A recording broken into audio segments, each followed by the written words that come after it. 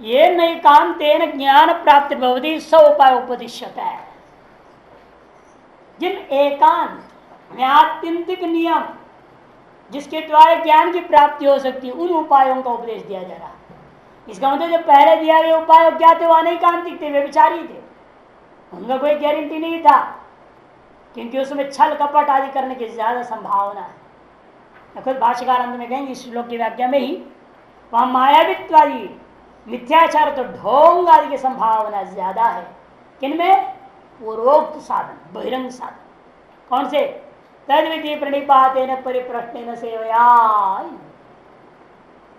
प्रणिपात में कोई भरोसा नहीं, देखने में जो बड़ा हम लोगों ने देखा है, कैलाश में एक ऐसा कोषाध्यक्ष था और त्रिपुंड लगाता था, बढ़िया नहा धो के बिल्कुल सुगंधित हो करके और बढ़िया पुष्प का सजा उजो करके मंडलेश्वर के पास जा करके मंडलेश्वर के हाथ में देता और शांत रोज सके सबसे पहला वही लाइन में होता था।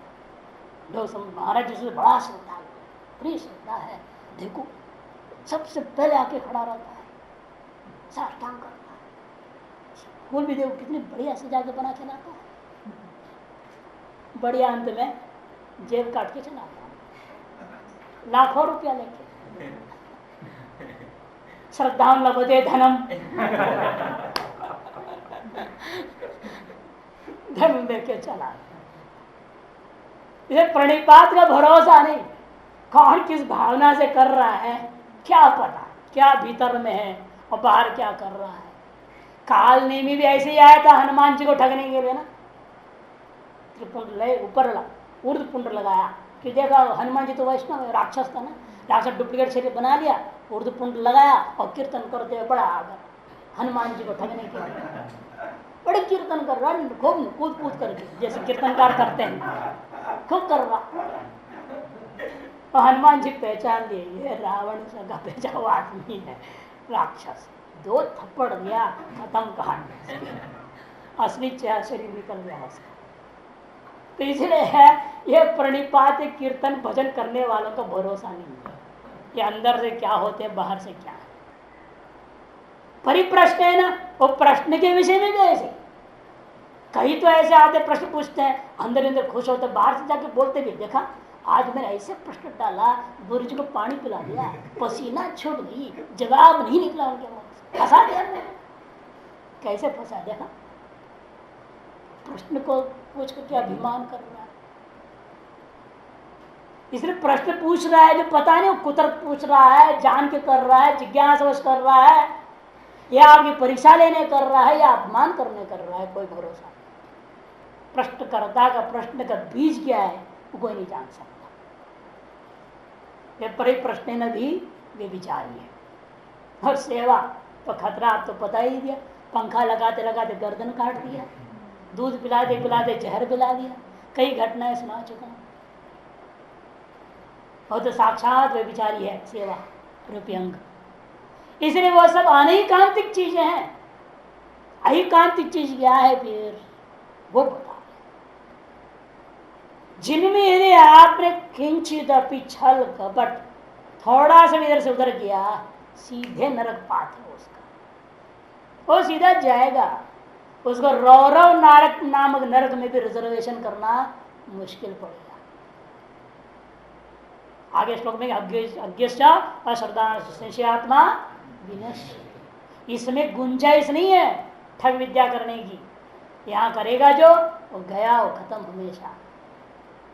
वहां जो थोड़ा बहुत पाप है वो ढोंग करना, मिथ्याचार करना, प्रणिपात में ढोंग कर दिया, प्रश्न में चाहे किसी में भी वो करते हैं, वो बहिरंग साधन में खटपट जो होता है वो उसका पाप थोड़ा सा, ज्यादा नहीं।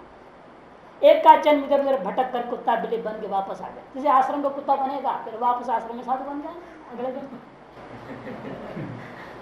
ज्यादा पाप भुगतना नहीं पड़ता, लेकिन ये जो गड़बड़ करेगा नहीं इसमें वो तो गया। दोबारा मनुष्य बनेगा इसका भी गारंटी नहीं है निश्चय।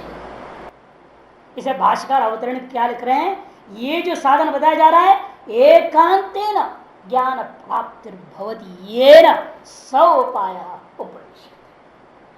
अव्यभिचारितया ज्ञान प्राप्ति का जो साधन है, जिस साधन के द्वारा अव्यभिचारी रूपेण निश्चित रूपेण प्राप्त होने के संभावना नियमित रूपेण प्राप्त होगा, वह उपाय का उपदेश दिया जा रहा है। श्रद्धावान लभते ज्ञानम तत्पर संयतेन्द्रिय ज्ञानम लब्ध्वा पराम शांतिम अचिरेणाधिगच्छति। श्रद्धावान लभते ज्ञान, इसलिए भाष्यकार पूर्व में बहुत संबल करके बोल चुके हैं।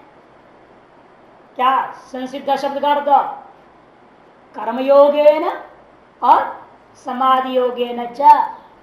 महावीर ने बताया निष्काम कर्मयोग, क्योंकि कर्म कभी भी मोक्ष का साधन नहीं हो सकता, वह केवल ज्ञान के गौण साधन, ज्ञान का गौण साधन है, वो भी मुख्य साधन नहीं। निष्काम कर्म योग केवल कांच को साफ करता है, लेकिन साफ कांच का पीछे पारे का जो परत है वह श्रद्धा है। तभी यह अंतःकरण ज्ञान के योग्य, प्रति ज्ञान की अनुभूति के योग्य दर्पण बन जाएगा। उससे पहले नहीं, शुद्ध अंतःकरण है लेकिन श्रद्धा नहीं है तो व्यर्थ।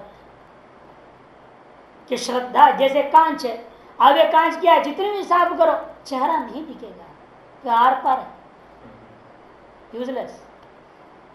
प्रतिबिंब यदि आपको देखना है, अपना स्वरूप को देखना चाहते हो, तो कांच के पीछे परत डालना पड़ता है, एक लेयर होता है, मर्क्यूरी का लेयर होता है। इसे निष्काम कर्मयोग से अंतःकरण को जितना भी इस मल को निकाले, विक्षेप को खत्म कर दे हुए, जब श्रद्धा रूपी पीछे का मर्क्यूरी का लेयर नहीं बनता है, तब तक अंतःकरण में ब्रह्मानुभूति हो नहीं सकती। इस श्रद्धा को बहुत महत्व देकर यहाँ कहेंगे भाष्यकार भी, देखिए श्रद्धावान लभते ज्ञानम, कि कर्मणा निर्हारो, भागवत का प्रथम स्कंद चौथे अध्याय 35वां श्लोक में कहा है, कर्मणा निर्हारो नैव आत्यंतिक इष्यते। कर्म के द्वारा आत्यंतिक मोक्ष की संभावना की इच्छा की गुंजाइश ही नहीं है, बिल्कुल नहीं। कर्म से किसी भी प्रकार की मुक्ति की कोई लालच करे या असंभव है करे, आत्यंतिको नैव इष्यते। भागवत 1:4-35। इसी बात को ध्यान रखते हुए योग संसिद्धा में क्या कहा, कर्म योगेन समाधि योगेन, वो क्या कर रहा है, अंतःकरण को संस्कारित करता है, संस्कृत संसिद्ध कर संस्कृत। उसे क्या होगा, योग्यता को प्राप्त होता है मोक्षो। जो योग्यता को प्राप्त हो मोक्षों में होना क्या चाहिए, सबसे पहला चीज ज्ञानानुभूति करना है तो श्रद्धा। श्रद्धावान लभते ज्ञान तत्पर संयतेन्द्रिय। श्रद्धा हो ठीक है, ज्ञान ग्रहण हो जाएगा, लेकिन वह ज्ञान अनुभूति में नहीं परिणत होगा, केवल अर्थ ज्ञान रह जाएगा। इसे क्या करना पड़ेगा, उसको कुछ तत्पर होना चाहिए। लेकिन तत्पर कैसे हो जाएगा, कहते संयतेन्द्रिय, संयत इंद्रिय वाला होना। जो संयत इंद्रिय वाला होगा तो वह तत्पर होगा, तत्पर होने पर ही वह श्रद्धा के वजह से उसको ज्ञानानुभूति हो जाएगी। तो ज्ञानम लब्ध्वा पराम शांतिम, ऐसा व्यक्ति ही ज्ञानम लब्ध्वा, उस ज्ञान का लाभ कर लेते, ज्ञानम लभते। और ज्ञान लाभ करने से क्या होगा, यदि कहें तब ज्ञानम लब्ध्वा पराम शांतिम अचिरेण अधिगच्छति। शीघ्र ही, देर नहीं लगता, अचिरेण शांतिम पराम शांतिम अधिगच्छति प्राप्नोति इत्यर्थः। इसको पहले भी कई बार द्वितीय अध्याय में कह चुके ना, स शांतिम प्राप्नोति न काम काम, वह शांति को प्राप्त कर देने काम की कामना करने वाले को नहीं होता। द्वितीय अध्याय 70वें श्लोक में भी आया, 71 में भी आता है, सशांतिम अधिगच्छति 71 में भी आया, निर्वाणम अधिगच्छति 72 में आया। इस तरह से अनेकों शब्दों में पूर्व में द्वितीय अध्याय के उपसंहार जो कहा गया, यहाँ चौथे अध्याय के भी उपसंहार में आ रहा यही बात। श्रद्धावान लभते ज्ञान शांतिम अधिगच्छति। भाष्य श्रद्धावान श्रद्धावान श्रद्धालु लभते ज्ञानम। श्रद्धावान मैंने श्रद्धालु, श्रद्धातल से आलुच प्रत्यय कर दिया, मत प्रत्यय को आलुच प्रत्यय कर दिया और बना दिए श्रद्धालु। मैंने श्रद्धाशील, जिसके स्वभाव में ही है श्रद्धा। खून के कण कण में रग रग में गुरु वचन श्रुति वचन और लक्ष्य के प्रति अत्यंत श्रद्धा है, जो उसको करते श्रद्धालु। लभते ज्ञानम, वही उसी को ज्ञान का लाभ होता है, दूसरे को नहीं होता। और श्रद्धालुत्व भी भवति कश्चित मंद प्रस्थानो। यदि श्रद्धालु तो है, लेकिन क्या करे, मंद प्रस्थान वाला, मंद बुद्धि वाला है। मंद गत्या प्रस्थीयते बुद्धि यशसा मंद प्रस्थान, जिसकी बुद्धि से पैदल बोलते ना, बिहारी भाषा में कहा जाता है बुद्धि दिमाग से पैदल है, दिमाग से पैदल चलता है, मतलब बहुत धीरे चलने वाला, दिमाग से पैदल। जो कुछ भी बोलो एक बार बोलने से भी अच्छा, दोबारा बताइए, दोबारा देंगे तो ठीक है, अभी स्पष्ट नहीं हुआ, तीसरी बार बताइए, तब जाके कहीं दिमाग में कुछ बात घुसती है। ऐसे तो दिमाग का पैदल ला दे। बिहारी लोग ऐसा शब्दावली प्रयोग करते हैं। इसे सभी प्रांत घूमने से ना सब जगह भाषाओं में क्या विशेषता से मालूम हो जाता है। सब प्रांत इसलिए सन्यासी लोग घुमा करते थे। सौभाग्य दुर्भाग्य से इस उपाधि को भी सब जगह घूमने को मिल गया, अनेक कारणों से मिल गया, सब प्रांतों में घूम गया, चक्कर कट गया। और सब इधर की उधर की थोड़ा थोड़ा जरूरी जो बात है साधना के लिए शास्त्र के लिए उतरी है, बाकी कौन कचड़ा रखे, सब निकाल दे। ग्रहणी कर किया नहीं, दूर करता रहा। जो जरूरी चीज आ ये कहता है ठीक है, दिमाग का पैदल जो शब्द प्रयोग किया ना, हमको लगा हाँ ये सही बोलता है। शास्त्र कहते हैं ना मंद प्रज्ञा, उसके लिए यही हिंदी का पर्यायवाची शब्द है, ठीक पर्यायवाची। तो मंद प्रस्थान मंद प्रज्ञ के पर्यायवाची, अतः आह उसके लिए भगवान ने कहा तत्परो गुरु उपासना जो अभियुक्त ज्ञान लब्धि उपाय श्रद्धावान तत्परोपि, तत्पर होना जरूरी है। मनो उस तत्व में, उस तत्व जो लक्ष्यभूता तत्व है उसके प्रति एक निष्ठा वाला होना चाहिए। इस लक्ष्य को प्राप्त करना है ज्ञान को, ज्ञान के प्रति निष्ठा। ऐसे नहीं जगह बस मुझे वही बोलना, बाकी मुझे सुनाने की अब जरूरत नहीं, बहुत बोल दिया फालतू बात है और मैं उसको सुनना नहीं चाहता। बस ज्ञान की चर्चा सुनना है, दूसरी चर्चा हम सुनना नहीं चाहते। हमने आश्रम की नियमावली में भी लिख दिया, या दूसरी चर्चा नहीं है, फिर भी लोग अपने घर के लोग दूसरी चर्चा करते, क्या करें, जवाब ना दे तो बुरा मानते हैं। हमने तो पूछा, हमको जवाब ही नहीं दिया। और जवाब दो बात हो रही है राजनीति की या कहीं और के फालतू की बात, संसार की। नियम में हमने लिख दिया है सांसारिक बात करना, राजनीतिक लाभ विशेष रूपेण राजनीति से परिचर्चा बिल्कुल नहीं करना, क्योंकि उससे खराब कोई संसार में चीज ही नहीं है। राजनीतिज्ञ मैंने जो आजकल के राजनीतिज्ञ लोग और वेश्या में क्या अंतर है? No difference at all. महावेश्या जो हो पिछले जन्म का, वो इस जन्म में नेता बनता है। पिछले जन्म का licence prostitute becomes leader of the nation. करीब में नियम, इसलिए उनकी चर्चा क्या करना चाहिए, नहीं करना चाहिए, फालतू बात। इसलिए कहते गुरु उपासना आदि अभियुक्त, वही श्रद्धावान होता है जो गुरु की पूजा, गुरु की सेवा, गुरु का सारी चीजें ध्यान रखता है और गुरु के वचन के प्रति अभियुक्त है, पूर्णतया अभिता युक्त है, निष्ठावान है, वह करने वाला है। ऐसा जो व्यक्ति है, हाँ, न केवलम श्रद्धालुत्तम एवं असहायम ज्ञान लाभ है, किंतु हेतुरपि तात्पर्यमपि तत्परता भी होना जरूरी है। मंद प्रज्ञ स्थान तात्पर्य विधुरत्व, जो तत्परता से रहित है वो मंद प्रज्ञ, जो तत्पर रहेगा वो मंद प्रज्ञ नहीं होगा, है कि नहीं। जिसके जो काम घोड़े के जैसे खड़े रहते हैं, वो महान है, वो अमंद प्रस्थान है, मंद प्रज्ञ नहीं है। बिल्कुल आवाज आई, हमने बड़ा आश्चर्य देखा था, शिष्य के प्रति भी ऐसा भावना गुरुओं में होती है। जब हम महेशचंद्र शास्त्री जी करके बहुत बड़े विद्वान थे, व्याकरण हम पढ़ते थे सिद्धांत कौमुदी, और सवेरे 4 बजे उनके पहुंचना पड़ता, 3:45 मैं उस गली में एंट्री करता था लगभग। जब 3:45 मैं गली में, तो उसमें कोई आवाज और होती नहीं थी, मेरे चप्पल की आवाज सुन करके वो बोलते थे अपने भतीजा को, लाबू जाओ गेट खोलो नीचे। माने वो हमसे पहले तैयार बैठे रहते थे, गुरुजी अभी आने वाला है चेड़ा पढ़ने के लिए, और उनका भतीजा सोते रहते, उसको जगा करते, जाओ गेट तो 3 मंजिल नीचे आके ताला खोलना, 4थी मंजिल में वो रहते थे। 4 बजे?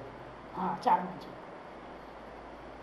उसके निर्मल अखाड़े में, और वो आकर के नीचे गेट खोलता था।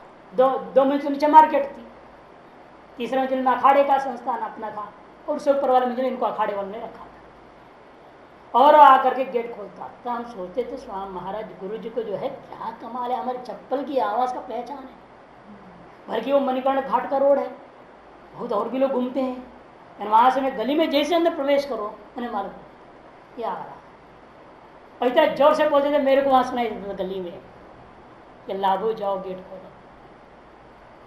उसके बाद मैं दोपहर में किया, 2 बजे से क्लास हमारा, तब जैसे भी 3रे मंजिल चढ़ने लग जाता था, और 4थे में गेट खोलने के लिए उसको बोलते थे, वो स्लाइडिंग होता ना रेलिंग, तो वो वाला था, उसको खोलो जाओ। कितनी उनके अपने हमारे प्रति वो भावना।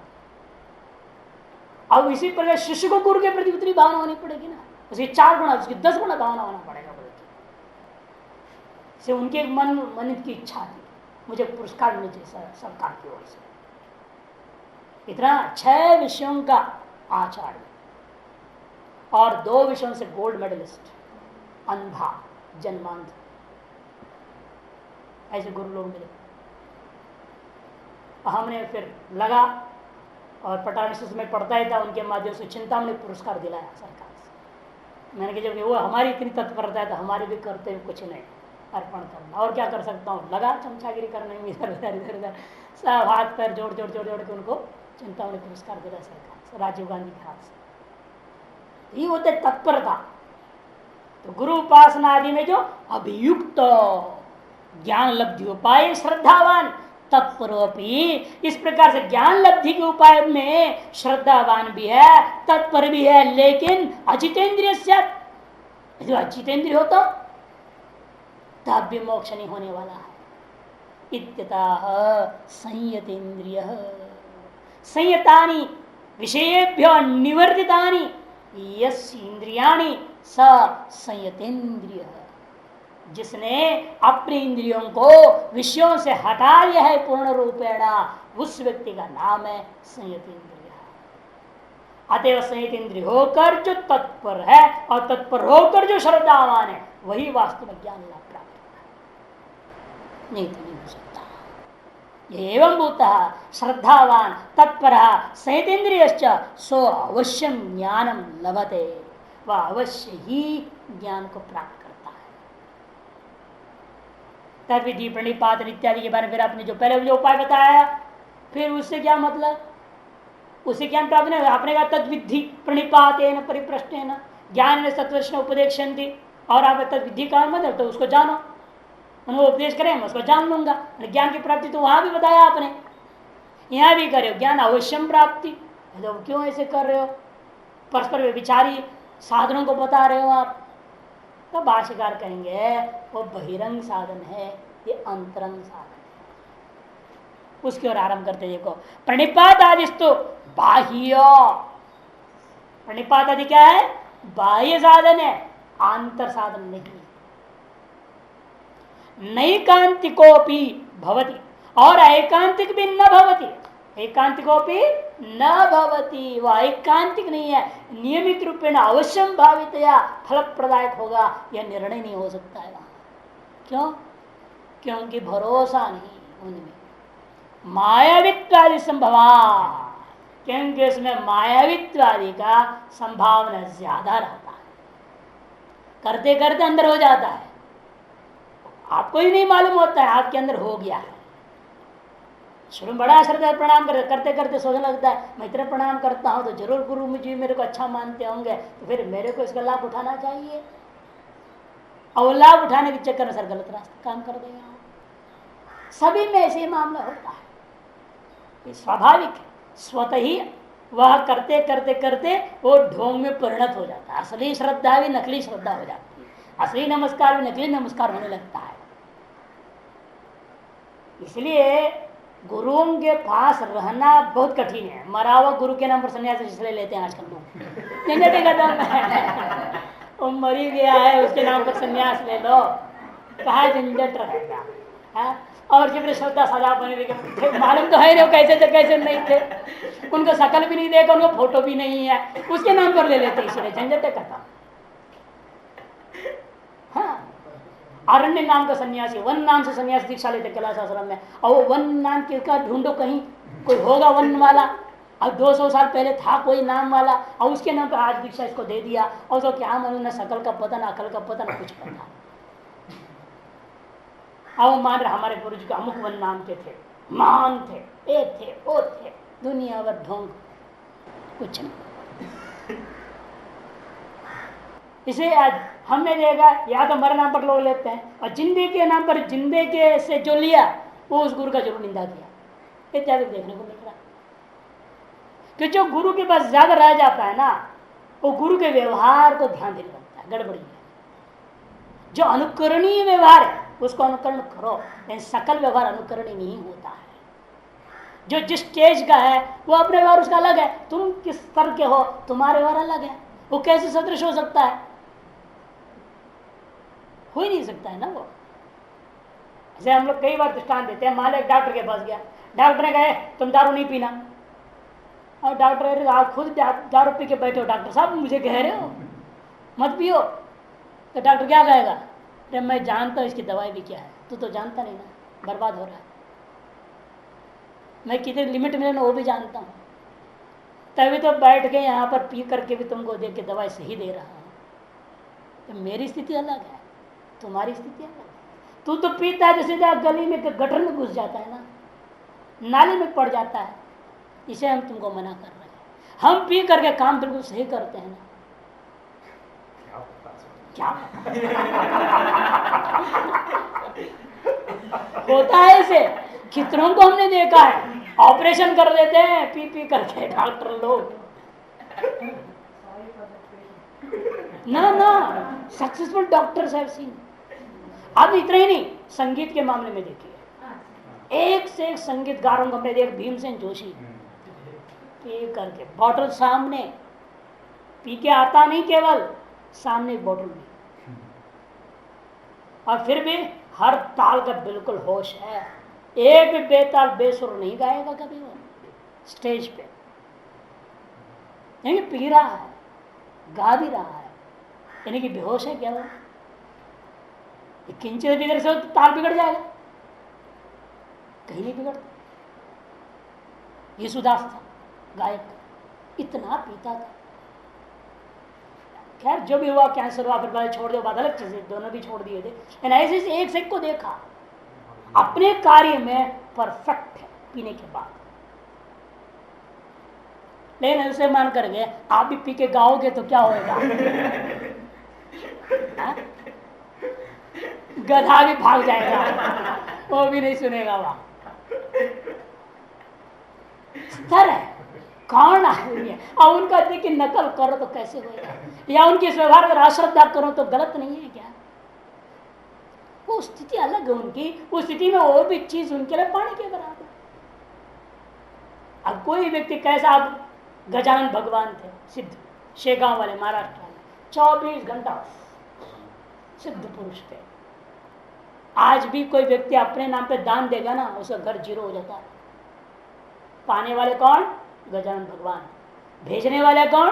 गजानन भगवान। ये भेजा जाता है। आज वैसे जीरो पे आ जाएगा आदमी, अपना अहंकार से भेज देगा, तो मैं भेजने वाला मुख सेठ, तो घर बर्बाद हो जाता है। आज भी उस समाधि प्रति सिद्धि और कहा न ज्ञान उपदेश कुछ 24 घंटा फ्री, लेकिन साक्षात ब्रह्म स्थिति में रहे। अब उनका देख के देखिए आज जो फूकने वाले का क्या होगा, छाती फूक जाएगा उसका और कुछ नहीं होने वाला। ब्रह्म ज्ञान थोड़ी मिलेगा कि मैं भी गजान जब गांजा फूकूंगा मैं ब्रह्म ज्ञानी हो जाऊंगा, तो नहीं होने वाला, तो छाती में कैंसर हो जाएगा। इसलिए कहते भाई नकल करना है तो हर व्यक्ति स्तर अलग अलग है, जो जिस स्तर का है उसके व्यवहार में जो अनुकरणीय, जो शास्त्रानुकूल है, अनुकरणीय है, शास्त्र के अनुरूप उतने का नकल करो, बाकी का नहीं। बाकी तो अपवाद स्वरूप पता नहीं उनके अंदर क्या क्या होता है, उनके शरीर से क्या क्या होगा, उसको कह नहीं सकते। इसलिए कहते हैं कि वहां पर क्या होता है, मायावित्व संभव आदमी जो श्रद्धा टूट जाती है उसकी, इस पर बोले गुरु की जितना नजदीक होगा वो श्रद्धा खत्म होती है उसकी, वो देखता है तो ऐसे हैं तो बस छोड़ो और श्रद्धा खत्म हो गई। अब क्या कर, लेकिन रह रहा है तो साष्टांग प्रणाम तो जरूर करेगा अंदर से, लेकिन भावना नहीं। कई लोग सुन के आते हैं, अरे शांतरमा बड़े महात्मा, बड़े विद्वान होंगे, ऐसा लंबा चौड़ा होंगे, यहाँ के देखते तो कुछ भी नहीं है, तो ऐसे ही रहते हैं।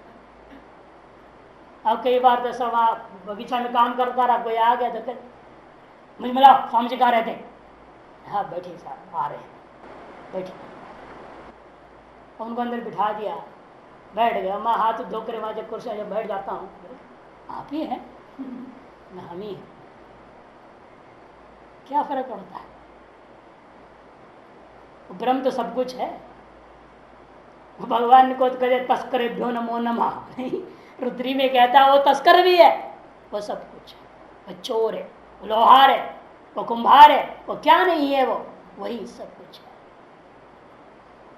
फिर क्यों उसमें संकोच, अपने ज्ञानाभिमानी पुरुष होता है, जैसे मैं विद्वान मैं ज्ञानी हूँ, मैं नहीं करते सबका मेरा नहीं है, जो सहज प्रारब्ध कर्म अनुसार जो होने दो शरीर से, तेरा क्या बिगड़ रहा है, उपाधि से जो भी कर्म हो रहा है उसे तेरा लेश मात्र संबंध नहीं है, फिर उस कर्म का लेकर क्यों तुम कभी दुखी होते हो कि मेरे से कर्म हो रहा है, वो निर्लिप्त भाव से रहो और करो, जो होना है होने दो। मैं नहीं करूंगा ये सोचता है गलत, नहीं होता है वो बात अलग चीज है। शरीर से न होना अलग चीज है, शरीर से मैं नहीं करूंगा संकल्प सोचना ये अलग चीज है। इसे का कहना है कि वो जो गुरु सानिध्यादि कारण से व्यक्ति के अंदर क्या होगा, मायावित्वादि की संभावना बढ़ जाती है, क्योंकि आचार विचार व्यवहार खान पीन इत्यादि को लेकर आदमी के अंदर की श्रद्धा घटती है और वे विचारित्व हो जाता है, मायावित्व आ जाता है। ये सब संभावना ज्यादा है बाह्य अंगों में, न तो तथा तच्छ्रद्धावत्वाद, लेकिन उस प्रकार से नहीं होता है। एक बार वास्तविक की पूर्ण श्रद्धा यदि हो जाए फिर वो कभी टूट नहीं सकती। जब कच्ची श्रद्धा होती ना वो टूटती है, जो असली श्रद्धा है वो नहीं टूटने वाली, चाहे कुछ भी करो कोई। इसे कहते हैं न तो तथा तच्छ्रद्धावत्वादौ इति एकांत तो ज्ञान लब्धि उपाय। इसीलिए ज्ञान लब्धि के उपायों में से ये जो 3 उपाय बताया गया, एकांतता अव्यभिचारी अवश्यम भावी फल प्रदायिनी यो साधन। किम पुनर्ज्ञान लाभ से, और ऐसे ज्ञान लाभ से क्या होगा, यदि ऐसा कोई पूछता है उसकी जवाब में कहते हैं ज्ञानम लब्ध्वा पराम मन मोक्षाख्याम शांति। ज्ञान को प्राप्त करने से उसको मोक्ष नामक जो शांति है उपरतिम अविचिरेण क्षिप्रमेव अधिगच्छति, उपरति को प्राप्त करता है, अचिरेण मैंने क्षिप्रमेव शीघ्र ही वो प्राप्त कर देता है। सम्यक दर्शनात् क्षिप्रम मोक्ष भवती थी सर्वशास्त्र न्याय प्रसिद्ध सुनिश्चितो कि सम्यक दर्शन के बाद क्षिप्रम मोक्ष अतः संपद से यावन विमोक्ष, यावन विमोक्ष अतः संपद से, एक छांद को साफ कहता है बस उतनी ही देर है जब तेरे शरीर जिंदा है, ये शरीर मर जाएगा तो ब्रह्म हो गया। इसलिए शीघ्र ही वह अवश्य मोक्ष को प्राप्त होता है। यह सर्वशास्त्र उपनिषदों में न्याय तर्कों से भी प्रसिद्ध है, सुनिश्चित यह अर्थ है, ये कह दिया सुनिश्चितो अर्थ अत्र संशय न कर्तव्य। इस विषय में कभी संशय नहीं करनी चाहिए। क्यों? पापिष्ठो ही संशय, क्योंकि जब पापिष्ठ होता है ना वो उसी में संशय होता है। संसार में यदि अत्यंत पाप रूप वस्तु यदि है तो संशय, संशय जिसमें आ गया मैंने उससे बड़ा कोई पाप नहीं है किसी के प्रति, और उसे गुरु के प्रति शास्त्र के प्रति आ जाए फिर तो कहना है तो जाएगा नरक। इसी के कथा में तुच्छते, क्यों आप ऐसे कहते हो? लेकिन हम तो संसार में सभी के अंदर कभी न कभी कोई ना कोई संशय आ ही जाता है, गुरु के प्रति भी, आचार्य के प्रति, सबके प्रति हो जाता है, माता के पिता के प्रति बच्चों का संशय हो जाता है या नहीं? पता नहीं किसके पक्ष में क्या लिख रहे हैं, क्या दे रहे हैं। जैसे पिता बूढ़ा होने लग जाए बच्चे पीछे पड़ जाते, बंटवारा करो बंटवारा करो, पीछे से लिख के मत जा, चुपचाप पता नहीं क्या लिखे गया, क्या भरोसा, सामने करो। जो संशय है बाप के प्रति भी संशय, माँ के प्रति संशय, सबके प्रति संशय होता है। संसार किसी के प्रति वास्तविक दृढ़ विश्वास नहीं होता। काम चालू विश्वास है, खाने पीने के भर की विश्वास है, ये विश्वास करता है पत्नी के प्रति ये ठीक देती, जहर डाल के नहीं दी है, इतना तो गारंटी है, इतनी बड़ी विश्वास है। बाकी बात तो विश्वास नहीं, क्या पता कहीं घूम जाएगी है, कोई गारंटी थोड़ी है। इसे काम चालू विश्वास सभी के अंदर सभी के प्रति होती है। और दुकान में जा रहे कुछ घर के ला रहे मिठाई, आपको संशय भी होता है कि सब जहर डाला कि नहीं डाला। संशय आत्मा में से तो संशय करे तो व्यवहार नहीं कर सकता, पानी भी नहीं पी सकेगा, वो कुछ भी नहीं कर सकता। बिस्तर पर जैसे पता नहीं कोई तंत्र मंत्र कर दिया हो तो वो बिस्तर पर ही नहीं सो सकेगा, क्या पता उसको तंत्र मंत्र डाल दिया किसी ने। ऐसा ही संशय करेगा तो कहाँ सो पाएगा वो, नींद भी खत्म हो जाएगी। इसलिए अत्यंत संशय करना आदमी का तो हानिकारक है ही, इसमें कोई संशय नहीं है। अज्जश्च संशयात्मा विनश्यति नायम लोकोस्ति न परो न सुखम संशयात्मनः। अज्ञश्च, यह अज्ञ से लेना साधारण अज्ञान नहीं, सारी दुनिया तो अज्ञान ही है, उसको शास्त्र में करने की क्या जरूरत है। यह अज्ञ उसको ले रहे हैं जिसको द्वितीय अध्याय के 29वें श्लोक में चर्चा की गई है। श्रुत्वाप्येनम वेद न चैव कश्चित्, सुनने के बाद भी, आचार्य मुख से श्रुतियों को सुनने के बाद भी उसके अर्थ भी अभी सही नहीं समझा नहीं, वो व्यक्ति अज्ञ है।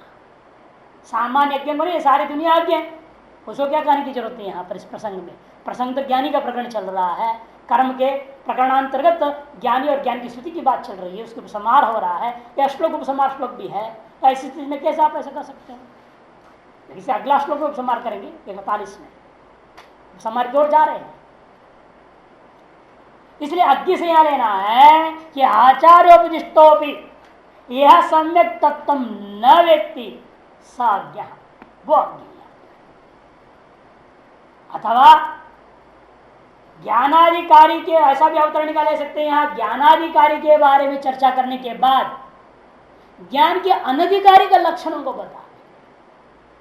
ज्ञान के अनधिकारी ये 3 प्रकार के लोग हैं। जो अज्ञ होता है वो ज्ञान के अधिकारी नहीं है, जो अश्रद्धावान है वो ज्ञान के अधिकारी नहीं है, और जो संशयात्मा है वह भी ज्ञान के अधिकारी नहीं है। ये 3 पुरुष लोगों में ज्ञान अधिकारी की चर्चा, वो ज्ञान और ज्ञान उपलब्ध हुआ और ज्ञान को लाभ करता है तो ज्ञान का अधिकारी ऐसा ही आदमी है। श्रद्धावान है, तत्पर है, संहित इंद्रिय है, वह ज्ञानाधिकारी है।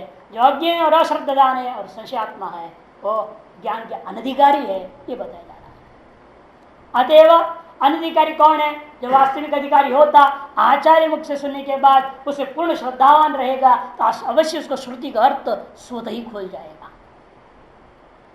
क्योंकि श्रद्धा एक ऐसी चीज है जो पत्थर से भी फल दे रहा है आपको। पत्थर का मूर्ति केवल अपनी श्रद्धा है ना, तो फल मिलता है उससे भी। तो श्रद्धा यदि है तो एक जड़भूत मूर्ति से फल मिल सकता है आपको, तो जीवंत आचार्य के मुख से श्रुतियों का अर्थ नहीं ग्रहण होगा, ऐसे कैसे हो सकता है? असंभव। कई मुझे कन्या तो निश्चित रूप है ना, यदि अर्थ नहीं आ रहा है का मतलब है वो व्यक्ति आचार्य के वचन में उसको श्रद्धा नहीं है, वो अज्ञ, इसलिए उसको शास्त्र का अर्थ ज्ञान नहीं हो सकता। शास्त्र से ज्ञानम न भवति यस स अज्ञा न जानाति इति अज्ञा। किम न जानाति? शास्त्र से अर्थम न जानाति इति अज्ञा। शास्त्र के अर्थ को वह व्यक्ति जानता नहीं है, वो अज्ञा है। शास्त्र को नहीं जानते ऐसी बात नहीं, शास्त्र तो पढ़ा, आचार्य ने सुना, लेकिन उसका जो वास्तविक करते हैं, तात्विक करते हैं, उसको ग्रहण नहीं कर सका। कारण आगे बता रहे हैं, अश्रद्धानश्च, ज्ञान है किंतु श्रद्धा नहीं है तो फल नहीं देता। मान लो वो ज्ञान है, आचार्य का वचन पूरी सुन रहा है, समझ रहा है, निष्ठा है, सब कुछ है, लेकिन आचार्य के प्रति श्रद्धा न हो तो वह ज्ञान फलीभूत नहीं होता। और एक जो संशय कर लिया उसका तो कहना ही क्या, संशयात्मा विनश्यते, उसका तो नाश नहीं होगा। अज्ञ को तो आप समझा बुझा सकते हैं और उसकी जो है समाधान कर सकते हैं, और अश्रद्धावान को यत्न पूर्वक उसको लाया जा सकता है वास्तव श्रद्धावान में। लेकिन संशयात्मा के लिए वह असाध्य रोग है, उसे कोई रास्ता ही नहीं। नीलकंठीकर साफ कहते हैं, अज्ञस्तु चिकित्सा, श्रद्धावान तो यत्नेन चिकित्सा, सुखेन चिकित्सा अज्ञ, यत्नेन चिकित्सा श्रद्धा अश्रद्धावान, किंतु संशयात्मा तो अचिकित्सा एवं असाध्य चिकित्सा, उसकी चिकित्सा संभव ही नहीं, उसको इलाज नहीं संशयात्मा का। अश्रद्धावान की इलाज है और अज्ञ का भी इलाज हो सकता है। इन दोनों को समझाया जा सकता है कि दोनों में से एक पूर्वाग्रह ग्रस्त है, एक दुराग्रह ग्रस्त है। जो अज्ञ है वो पूर्वाग्रह ग्रस्त है और श्रद्धावान है दुराग्रह ग्रस्त है। इन दोनों के आग्रहों को आप मिटा सकते हो, इन संशयात्मा उसको तो कोई इलाज नहीं हो सकता। कि व्यक्ति आचार्य का कहा हुआ ज्ञान क्यों नहीं प्राप्त कर पा रहा है? क्योंकि उसके अंदर पूर्वाग्रह है, पहले कुछ चीजें ग्रहण कर रखा है, मैं ये समझ रहा हूं और ये इसके विपरीत गुरुजी ने कह दिया, नहीं तो ठीक नहीं कहा गुरुजी ने, और गलत बता रहे हैं। कई बार होता है टीका गलत बता रहे हैं, टीका का गलत कई लोगों के दिमाग में है, कईयों से मैंने सुन चुका हूँ, टीका टीका टीका पर नहीं पढ़ना और सब तुमको मुंह से भी हटा देंगे, दूर ले जाएंगे, टीका टिप्पण को छूना नहीं।